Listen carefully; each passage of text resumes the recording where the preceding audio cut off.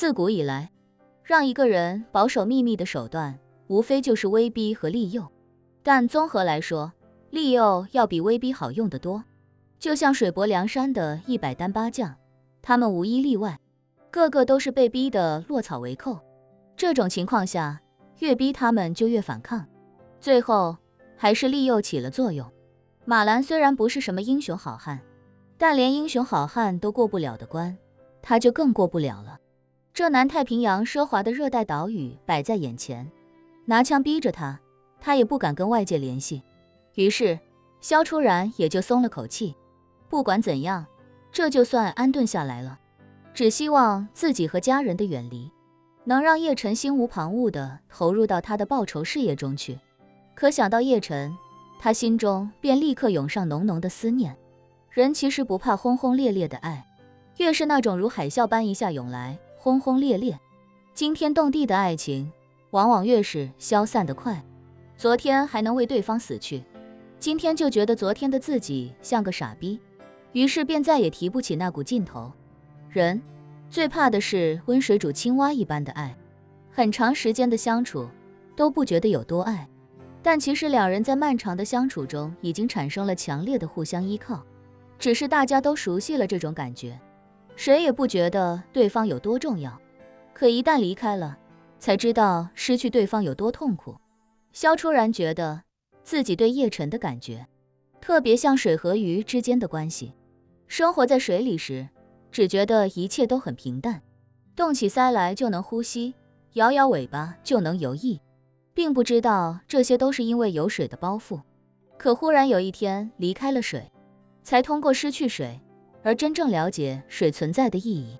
所以想到这些，他眼眶一红，禁不住便流下泪来。萧长坤和马兰并没有萧初然这般惆怅，他们像两条狼一样，忙着熟悉自己的每一寸领地。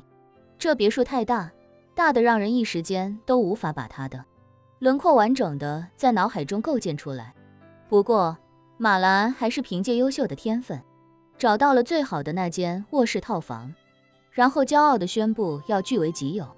当然，他与萧长坤的感情缓和了不少，现在已经不再分居，所以这最好的套房就成了他们两口子的寝宫。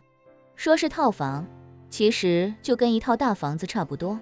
进门先是过100平米的客厅，客厅15米长8米宽，奢华无比。客厅连着一个同样15米长、半径超过6米的半圆形大露台，露台面向大海，热带那湿热的海风扑面而来，让人的每一处毛孔都被打开，极其舒适。从客厅的左手边进去，是一个同样向海的大卧室，2.2米宽的大床正对大海，落地窗边还有一个顶奢品牌的浴缸。在马兰看来，躺在这里泡个澡，心都能飞到天上去。卧室后面是一个不入室的衣帽间，衣帽间的衣柜看不见板材，所有板材都用皮革包覆，触感好得不得了。那柜子的拉手5斤，精致到拆下来还以为是某种高端品牌的定制饰品。两人在卧室和卫生间这摸摸那看看，看完马兰流着眼泪出来，对萧长坤说，我以为在汤臣一品过的就是人上人的生活了，到了这里才知道人生原来可以这么讲究。萧长坤也感叹，你看那些柜子装的跟四周墙面几乎完全吻合，缝隙不但窄到几乎看不见，而且上下完全一致，这工艺哪是一般奢侈品牌能实现的。汤臣一品那精装别墅的柜子也根本做不到这么极致。说完他又赶紧说，客厅右边还有一个房间，我看看去。马兰立刻跟上，等等，我跟你一起。右边房间进去，是一个堪比教父电影里马龙白兰度书房的房间。房间是全实木装修，地板、墙面、桌椅都是顶级胡桃木，很有那种复古美式风。宽大的美式书桌更是考究无比。萧长坤忍不住坐在转椅上，将腿搭在桌面，啧啧叹道，我跟马龙白兰度就差一根上好的古巴雪茄了。说完一低头，发现书桌边上有一个透明玻璃门的矮柜，一眼看去，里面密密麻麻放的全是雪茄。他惊喜地上前一把拉开，发现里面躺着的全是大名鼎鼎的高希霸雪茄。他小心地抽出一根来，放在手里仔细端详，惊呼道：“这个系列的雪茄，我好像在天香府的时候见人抽过，说是2万多一支。”马兰不可置信地说：“这么贵？谁疯了？2万多抽一根雪茄，有这钱干点啥不好？”肖长坤把雪茄放在鼻子下面嗅了嗅，感叹道：“哎呀，你不懂，有钱人赚钱的速度都快得很，有的人恨不得一天就赚几百万。你说他赚这么多钱怎么花？一天抽2根2万多的香烟算什么？再怎么铺张，钱也是越花越多。不然你看全世界那些顶级的食材、酒水、雪茄都卖给谁了？不都卖给那些顶级富豪了吗？”马兰喃喃道：“有钱真好啊。”说完，又生怕这一切消失不见，赶紧叮嘱他：“肖长坤，你可得注意点，说什么也不能让外面的人知道咱们在这过这么好。”肖长坤找到火机，犹豫再三，还是将雪茄点燃，美美的抽上一口，然后感慨道：“放心吧，就算是我亲爹托梦来问我，我也不说。”马兰赞许地说道：“这还差不多。”两人正说着，听见有人敲门，于是来到客厅，将门打开。几个女孩子推着几个行李车走了过来，其中一人恭敬地说：“肖先生、肖太太，我们为您2位准备了一些日常用品和换洗衣服，衣服都是按照您2位的身材尺寸定做的。您看要不要我们先帮您把东西摆放好？如果您2位有什么其他需求，也可以跟我们说，我们尽快准备。”马兰有些惊喜地说：“你们也太贴心了。对了，我这次来的匆忙，化妆品带的不全，你们有没有什么好点的护肤品？”女孩立刻说道：“有的，肖太太，我们为您准备了最好的顶级鱼子酱护肤套装。”说着，便从其中一个箱子里取出了一整套护肤品的大礼盒。“妈呀！”马兰惊喜地说，“给我准备了这么好的护肤品，你们也太舍得了。”女孩微笑道：“这都是叶先生交代的。”马兰欣喜不已，又问他：“那这一套是多久的量？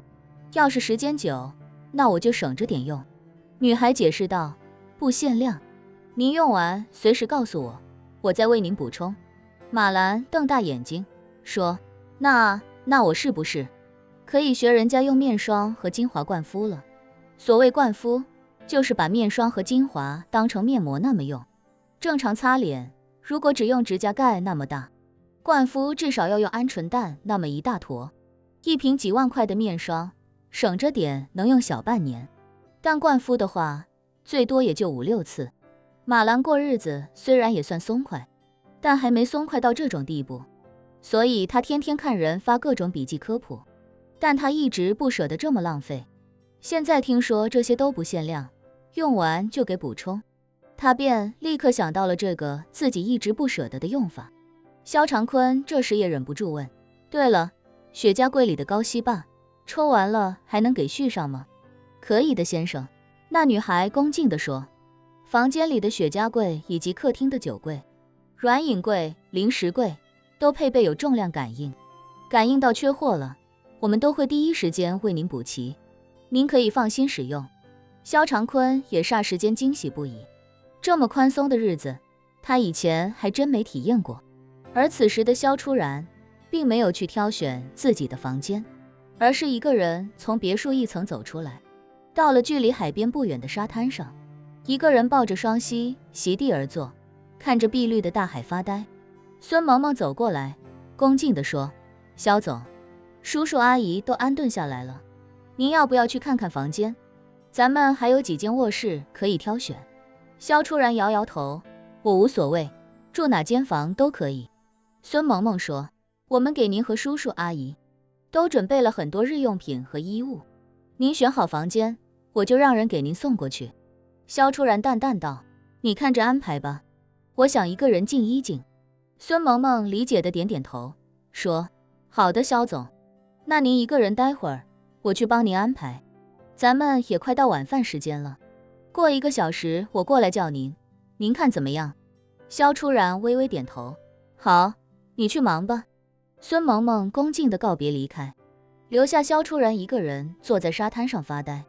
他脑海中想的几乎全是叶晨，看着一望无际的大海，不禁轻声呢喃：叶晨，真希望这辈子还能和你再见面。